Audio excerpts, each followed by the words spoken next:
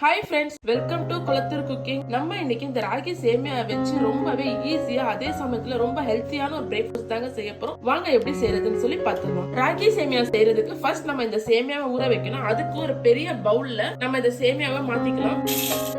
இப்போ நம்ம இந்த ராகி சேமியால தண்ணி ஊத்தி ஊற வைக்க போறோம். ஒரு 10 நிமிஷம் நம்ம இதை ஊற வச்சு எடுத்துக்கலாம். ஊற வைக்கும் போது 10 நிமிஷம் மட்டும் ஊற வச்சிருங்க. 10 நிமிஷத்துக்கு மேல ஊற வச்சிடாதீங்க, அப்புறம் சேமியா வந்து கொலன்னு ஆயிடும். நான் இன்னைக்கு டாப் ஸ்டார் பிராண்ட் சேமியா தான் யூஸ் பண்ணிருக்கேன். மார்க்கெட்ல அணில் இந்த மாதிரி நிறைய பிராண்ட்ஸ் கிடைக்குது. உங்களுக்கு எந்த பிராண்ட் சேமியா கிடைக்குதோ நீங்க அதை யூஸ் பண்ணிக்கோங்க. இப்போ ஒரு இட்லி பாத்திரத்துல 3 டம்ளர் தண்ணி ஊத்திக்கோங்க. இதுக்கு மேல ஒரு இட்லி பிளேட் வச்சிருங்க.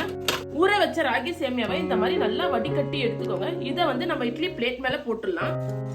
இப்ப மூடி போட்டு நம்ம வேக வச்சலாம். ஒரு 10 நிமிஷம் இது வேகட்டும். அதுக்கப்புறம் நம்ம மூடி ஓபன் பண்ணி வெந்துச்சா இல்லையான்னு பார்க்கலாம். இப்போ 10 நிமிஷம் ஆயிடுச்சு.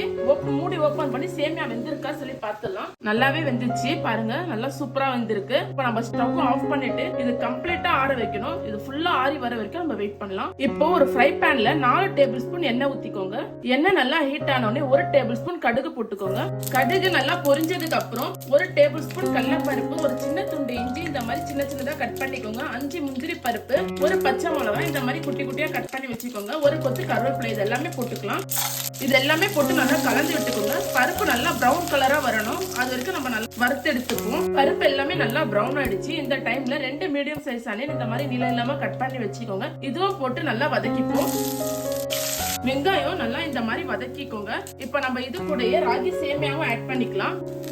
ராகி சேமியா கூட 1/2 டேபிள் ஸ்பூன் உப்பு இதுவும் நம்ம ஆட் பண்ணிப்போம். இந்த 1/2 டேபிள் ஸ்பூன் உப்பு ஒரு பாக்கெட் ராகி சேமியாவுக்கு கரெக்டா இருக்கும். நம்ம எக்ஸ்ட்ரா எதுவுமே ஆட் பண்ண தேவையில்ல. உப்பு நல்லா அந்த மசாலா கூட கலந்து விட்டுக்கோங்க. சேமியா நல்லா கலந்து விட்டதுக்கு அப்புறம் ஒரு 2 டேபிள் ஸ்பூன் தண்ணி இந்த அளவுக்கு நீங்க ஆட் பண்ணீங்கன்னா போதும். அதிகமா ஆட் பண்ணிடாதுங்க. இது அந்த மசாலா கூட கலந்து வரதுக்காக நான் ஆட் பண்றேன். தண்ணி ஊத்திட்டு நல்லா கலந்து விட்டுக்கோங்க. இல்லைன்னா சட்டுன்னு ட்ரை ஆயிடும். இந்த மாதிரி நீங்க தண்ணி ஊத்தும் போது சேமியா நல்லா சாஃப்டா அந்த மசாலா கூட கலந்து சாப்பிட நல்லா சூப்பரா இருக்கும். 2 டேபிள் ஸ்பூன் மட்டும் ஊத்துங்க, அதிகமா ஊத்திராதீங்க. சேமியா அப்புறம் குழஞ்சிச்சுன்னா நல்லாவே இருக்காது சாப்பிட. இப்ப இது கூட ஒரு சின்ன துண்டு தேங்காய் இந்த மாதிரி துருவி வச்சிருக்க, இதையும் நம்ம ஆட் பண்ணிப்போம். இதையும் போட்டு நல்லா கலந்து விட்டுக்கோங்க இந்த சேமியா கூட. இப்ப கடைசியா கொஞ்சம் கொத்தமல்லி இலையை தூவி பரிமாறிக்கலாம். இதாங்க நம்ம ராகி சேமியா ரெடி ஆயிடுச்சு.